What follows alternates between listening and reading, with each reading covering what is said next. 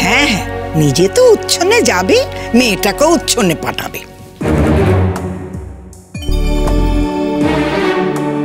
এত বছর যখন উচ্ছন্নে যেতে পারেনি, এখন এই বয়সে আর কোথায় উচ্ছন্নে যাব মা? আর তাছাড়া আলাদা করে আমার কাছে রেখে কখনো তো পরীক্ষা নেবার সুযোগ হয়নি, তাই দিঠি আমার কাছে থাকলে উচ্ছন্নে যাবে কি যাবে না সেটা তো আপনি ঠিক বলতে পারেন না। তুমি মেয়ে মানুষ করবে একা একা? তার জল খাবারের জোগাড় করতে পারবে? বড় বড় কথা বলছে। আমরা যা খাবো ও তাই খাবে। তাছাড়া ওর বাবার তো টাকা আছে, ওর বাবা যদি মনে করে তার মেয়ের জন্য সে আলাদা করে জল খাবারের টাকা দেবে, যাই হোক না কেন মেয়ে আমার কাছেই থাকবে। ঠাম্মি। ও মা, ওই তো দিঠি এসে গেছে। হ্যাঁ রে, তোর হাতে ব্যাগ কেন রে? আমি তো এখন ঠিক আছি ঠাম্মি, আমি চলে যাব ঠিক করেছি। তুই কোথায় চলে যাবি? থাকবো বলে তো আমি এখানে আসিনি। দিঠি, তুমি আমাকে জোর করে নিয়ে এসেছো মা, নইলে আমি আসতাম না। দিঠি, তুই কোথায় যাবি বলতো? এটা তোর নিজের বাড়ি, নিজের বাড়ি ছেড়ে তুই কোথায় যাবি মা? হ্যাঁ, তাছাড়া ওখানে কে তোর দেখাশোনা করবে দিঠি? তোর জুন আন্টি তো চাকরি করে না। আমাকে দেখাশোনা করার তো কিছু নেই। তুমি বা কি দেখাশোনা করো আমার? রাত্রিবেলা আমার কাছে শো, আমার অস্বস্তিই লাগে। বলেছিলাম না ওর মার কাছে থাকতে অস্বস্তি হয়। ও থেকেছে নাকি কোনোদিন মার কাছে? কি কথা বলছেন মা আপনি? ও কোনোদিনও আমার কাছে থাকেনি। ক্লাস 9 অবধি কিন্তু আমার সাথেই শুতো। ক্লাস 9-এর পরে যখন পড়ার চাপ বাড়লো, ও বললো আমাকে আলাদা ঘর দিতে হবে। ওর আলাদা ঘরের ব্যবস্থা করে দেওয়া হলো। কিন্তু আলাদা ঘর দিলে কি হবে? সেখানেও তো আমাকেই গিয়ে শুতে হতো ওর সাথে। ও রাত জেগে পড়াশোনা করতো, আমি ওর পাশে বসে থাকতাম। কি রে দিঠি, মনে নেই? তখন আমাকে সহ্য করতো কি করে? ছাড়ো না বৌদি। ও দিঠি, বৌদি না তোমার জন্য ওই পাস্তা তৈরি করছে, তোমার তো খুব প্রিয়। চলো না, খেয়ে নেবে, চলো না। ওসব ব্যাগ ট্যাগ রাখো, ওসব কথা বলতে আছে নাকি? তুমি তো এখনো সুস্থ হওনি। সুস্থ হয়েও তারপর যেও ওখানে। দিঠি, ব্যাগ রাখ, আয় আমার সঙ্গে আয় বলছি। মিঠুদি ব্যাগটা ধরো, আয় বস, খেয়ে নিবি। আমি কোনোদিনও তোর উপর জোর খাটাইনি, কিন্তু আজ আমি জোর খাটাবো। তুই এখনো সম্পূর্ণ সুস্থ নোস। আগে সুস্থ হয়ে যা, তারপর যেখানে ইচ্ছে যাস। এখন আমি তোকে কোথাও যেতে দেবো না। থাক মা, আমার সুস্থ হওয়া নিয়ে এত মাথা কামাতে হবে না তোমাকে। আমি যথেষ্ট ভালো আছি, যথেষ্ট সুস্থ আছি। আর এখানে ঘরে বসে থাকলেই তো চলবে না, স্কুলও তো শুরু করতে হবে আমাকে। হ্যাঁ ঠিক আছে, স্কুল শুরু করতে হবে তো শুরু করবে। তোমার কে বারণ করেছে? তুমি তো বরাবর এখান থেকে স্কুলে যেত। এখান থেকে তোমার স্কুল কাছে হয়, ওখানে গেলে অনেক দূরে হয়ে যাবে স্কুল। হোক, তো আমি ওখানেই কমফোর্টেবল। কি বলছিস তুই দিঠি? যা বলছি ঠিকই বলছি। না না, তুই ঠিক বলছিস না। আরে তোর আমার উপরে কিসের রাগ রে? বল না, বল আমার উপরে কিসের রাগ? সবার সামনে তুই খুলে বল। আমার কোন জিনিসগুলো তোর ভাল লাগে না আমাকে পরিষ্কার করে বল। আমি সেগুলো বদলে ফেলবো, আমি নিজেকে পাল্টে ফেলবো। তুই বল, আমাকে বল দিঠি। তোমাকে নিয়ে না তো ভাবার সময় নেই আমার মা।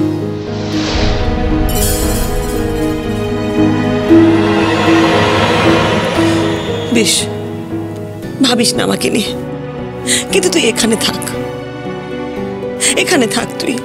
আমি তোকে ছাড়তে পারবো না দিঠি। তুমি ছাড়তে পারবে না বললেই তো হবে না, আমাকে নিতে আসছে এখন।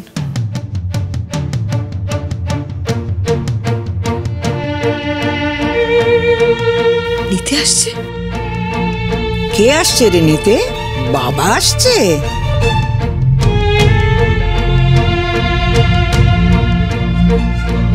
ও, বুঝেছি।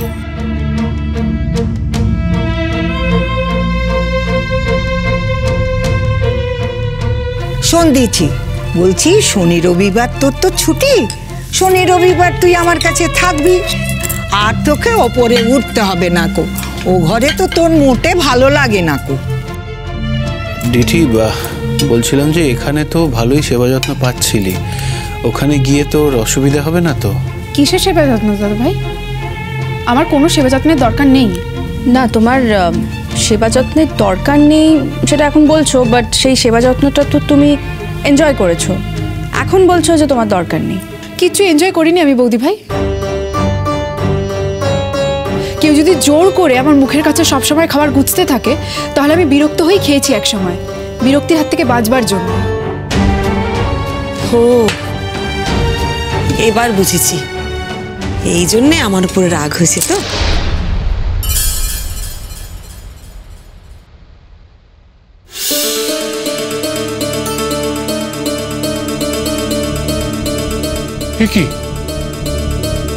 কি করলে?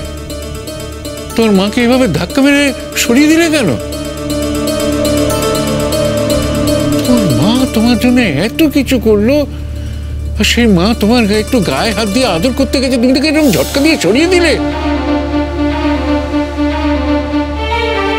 ছি ছি ছি ছি ছি, তোমার সমস্যাটা কি বলো তো? তোমরা সবাই মায়ের সাথে এরকম ব্যবহার করো কেন? দেখো দিঠি, আন্টি কিন্তু তোমার মুখের কাছে খাবারটা তুলে দিয়েছে। যে অবস্থায় তুমি এই বাড়িতে এসেছিলে তার থেকে তুমি এখন অনেক বেটার আছো, তাহলে তোমার কিসের রাগ এত আন্টির ওপরে? তুমি বুঝবে না। না, আমি বুঝতেই চাইছি দিঠি। বুঝতে চাইলেই কি সবাই সব কিছু বুঝতে পারে? সিরিয়াসলি দেখছো তোমার বোন কি বলছে? এতটুকু মেয়ে আর এই সব কথা। কে বলেছে আমি এইটুকু? দুদিন বাদে ডিগ্রি কোর্স পড়তে যাবো, এইটুকুর কি আছে? শোনো দিঠি, আমি ভাবতেও পারি না যে আমি আমার মায়ের সঙ্গে এরকমভাবে কথা বলবো। তোমার মায়ের সঙ্গে তোমার সম্পর্ক আর আমার মায়ের সঙ্গে আমার সম্পর্ক দুটো তো এক নয় বৌদি ভাই। সব সম্পর্ক তো একরকম হয় না। আচ্ছা আচ্ছা, ঠিক আছে দিঠি, ঠিক আছে, বুঝেছি। দেখ, বুঝতে পারছি তোর উপরে থাকতে ভালো লাগে না, তো ঠিক আছে, তুই একটা কাজ কর না, নিচে থাক, ঠাম্মির সঙ্গে থাক, কিন্তু প্লিজ এই বাড়িতে থাক। এত তাড়াতাড়ি এ বাড়ি থেকে চলে যাস না, মানে সুস্থ হয়ে নে অ্যাটলিস্ট আগে। দেখ, ওই বাড়িতে জুন আন্টি থাকে, কিন্তু সবসময় তো আর থাকতে পারে না। জুন আন্টির অফিস আছে, সারাদিন সেখানেই থাকে। জুন আন্টি নিজের ছেলেকেই ঠিকমতো দেখাশোনা করতে পারে না, তোকে কি করে দেখবে বল? আর তোর এখন যে অবস্থা, তোর একটু যত্ন দরকার, একটু দেখভাল দরকার, নার্সিং দরকার। কে বলেছে আমার নার্সিং দরকার? আমার কিচ্ছু দরকার নেই দাদা ভাই, আমি একদম ঠিক আছি, একদম সুস্থ আছি। আর জুন আন্টি বিজি থাকলেও জুন আন্টি এরকম ন্যাগিং নয়, সবসময় আমার পিছনে পড়ে থাকবে না। আর সবচেয়ে বড় কথা, ওখানে পাপা আছে। এই বাড়িতে তো পাপার আশাটাই বন্ধ হয়ে গেছে।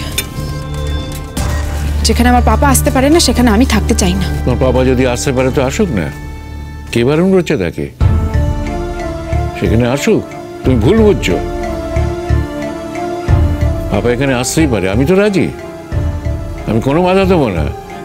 কিন্তু তোমার পাপা এই বাড়িতে এসে গেলে এ বাড়িতেই তাকে থাকতে হবে। এ বাড়ি ও বাড়ি করা তার চলবে না। আর ওই মহিলার সাথে সব সম্পর্ক চুকিয়ে তাকে এখানে আসতে হবে। কেন দাদু ভাই?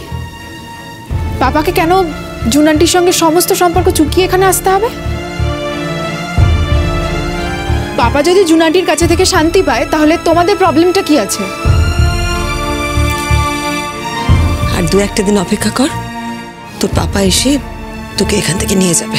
বললাম তো একবার, আমাকে নিতে আসছে।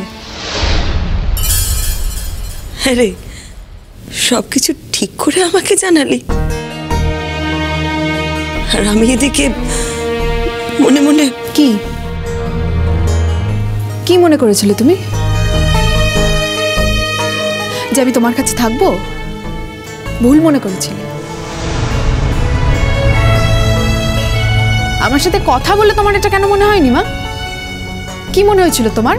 আমি তোমার হাতের পুতুল, তুমি যা বলবে আমি তাই করব। আমি যা বলেছি কোনোদিনই তুই তা করিসনি।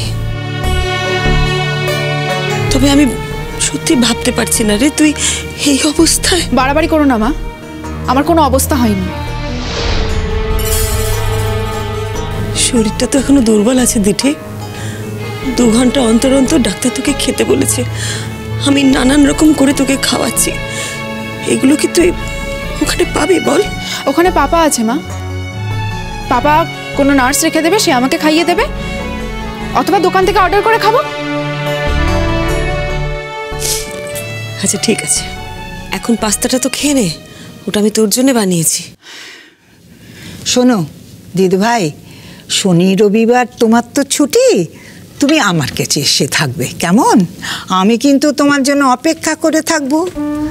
তোমার পাপা এ বাড়ির ছেলে, সে বাইরে বাইরে ঘুরে বেড়াবে আর অন্য বাড়ির মেয়ে সেই বাড়িতে থাকবে?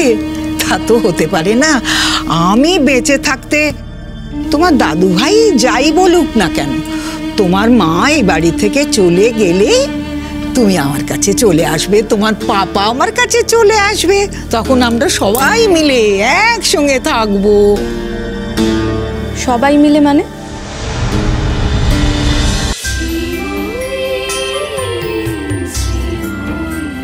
স্টার জলসার প্রিয় শো দেখার জন্য সাবস্ক্রাইব করুন আমাদের ইউটিউব চ্যানেলে এবং আপডেটেড থাকার জন্য প্রেস করুন বেল আইকন। চলো চলো চলো চলো পাল্টাই।